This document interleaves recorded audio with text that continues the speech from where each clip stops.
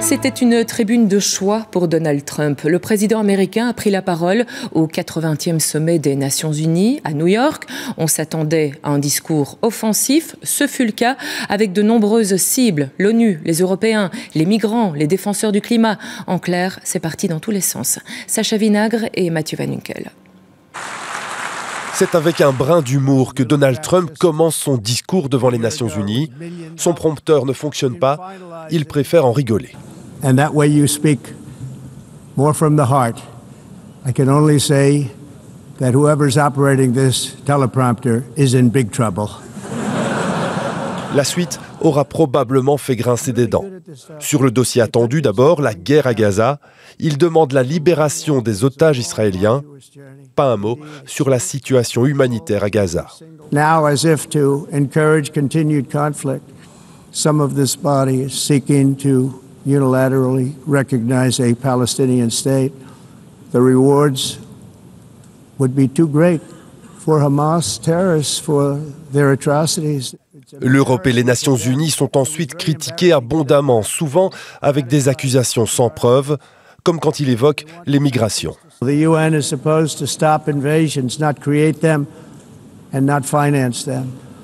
Défenseur affiché de la paix, Donald Trump prétend avoir fait arrêter de nombreuses guerres depuis son arrivée au pouvoir.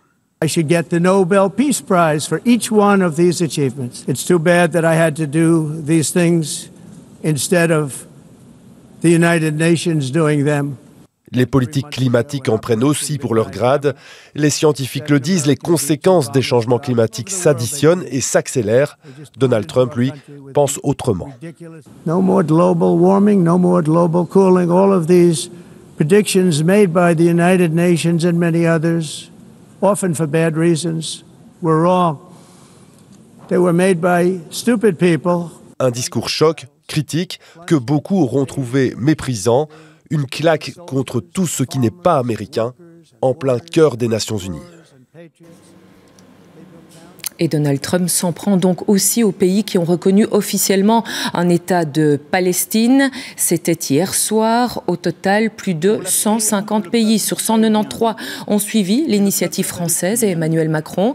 Parmi eux, la Belgique. Notre Premier ministre Bart De Wever a rappelé les conditions de cette reconnaissance. Et puis, à distance, le président palestinien Mahmoud Abbas a certifié que le Hamas n'aura aucun rôle dans le gouvernement d'un État de Palestine. Alors, il a suivi le discours de Donald Trump en direct depuis New York. Je parle de Quentin Warlop. Bonsoir Quentin. On imagine que ce discours du président américain fait pas mal réagir sur place. Il était assez virulent. Oui, tout à fait, Nathalie. On a tous été forcément un peu surpris ici. Ce discours est parti finalement tout azimut, un peu dans tous les sens, alors que je vois Maxime Prévost qui vient tout juste d'arriver à mes côtés. Venez en direct dans le journal télévisé, Maxime Prévost, bienvenue. J'étais en train de dire que ce discours est parti un peu dans tous les sens. C'est aussi votre avis ? Oui, effectivement, assez déroutant, sur certains aspects affligeants, quand je pense notamment à ce déni du changement climatique ou à ce procès qui est fait aux Nations Unies, presque selon les termes du président Trump, source des problèmes et des conflits, alors même que c'est l'instance qui, par essence, défend le respect du droit international et le multilatéralisme, des valeurs qui restent chères évidemment à la Belgique. Pour le reste, si réellement je dois essayer de trouver l'un ou l'autre accent positif, je dirais la lutte acharnée qu'il entend mener contre le trafic de drogue. C'est évidemment un élément sur lequel la Belgique peut se retrouver. De même que la volonté d'éviter à tout prix, pour éviter des escalades problématiques, que l'Iran soit doté de l'arme nucléaire. On est clairement dans une situation de désordre mondial, on ne va pas se le cacher.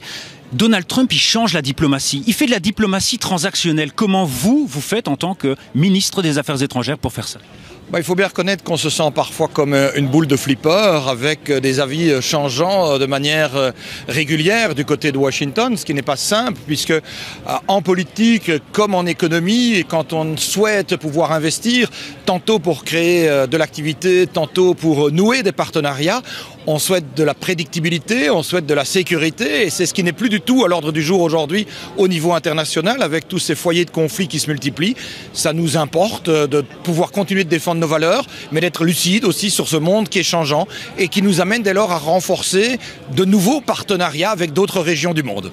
Rapidement, la Belgique, hier, a donc reconnu officiellement la Palestine. Alors ça va se faire en 2 temps, on ne va pas revenir dans les détails, on l'a déjà fait, mais est-ce que vous ne craignez pas des représailles du côté d'Israël pour la Belgique? Il ne faut jamais craindre de représailles quand on défend la justice, quand on défend le droit international, quand on défend des valeurs, et certainement celles qui ont lieu aux droits humains. La question de la reconnaissance de la Palestine ne va pas tout régler sur le terrain, on le sait. C'est d'abord l'urgence humanitaire à laquelle nous devons apporter notre concours, raison pour laquelle la Belgique a figuré parmi le top des pays européens en prenant, sur ma proposition, une série de mesures de sanctions à l'égard du gouvernement d'Israël. Je ne crains pas de représailles, parce que ce qui doit d'abord nous animer, c'est cette volonté de reconnaître le droit, la légitimité, l'humanité du peuple palestinien quand on voit les images dramatiques auxquelles nous sommes confrontés. Merci beaucoup Maxime Prévost d'avoir été avec nous en direct dans le journal télévisé. L'Assemblée générale, forcément, elle se poursuit avec le discours, bien évidemment attendu, de Bart De Wever dans la nuit de jeudi à vendredi, et le discours très attendu de Benjamin Netanyahu. Ce sera vendredi matin, ici, à New York.